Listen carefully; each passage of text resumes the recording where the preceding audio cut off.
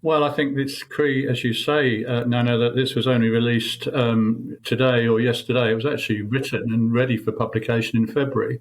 So there's quite a lot of things have happened since February and now. And I think that's what the Home Office have been doing, is beefing up some of the arrangements for reception of migrants coming across into Dover, compared with those that David and his team inspected in November, December of last year. But it does raise some very serious questions about our capability to properly receive migrants in these circumstances, in these numbers, in what has become now a perennial problem. And I think the Home Office approach prior to now, Nana, has been that it's not a perennial problem. Of course, the strategic objective is to stop the boats. And so, therefore, why would you invest a huge amount in reception arrangements? But I think they've now realised that actually this is an ongoing problem and they've had to make that investment. Because one of the things that the report pointed out was that we're treating it like a crisis when it actually isn't a crisis. It's become a regular thing every day. So we need to start looking at it in that way and start managing it.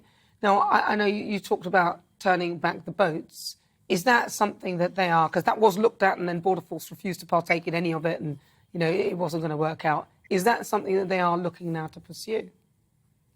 I think we need to distinguish what we mean by turning back the boats from a returns agreement with France, Nana, because I actually don't think it's feasible with many of these vessels for the Border Force, the Navy or anybody else to physically turn them around in the English Channel without putting significant risk to life.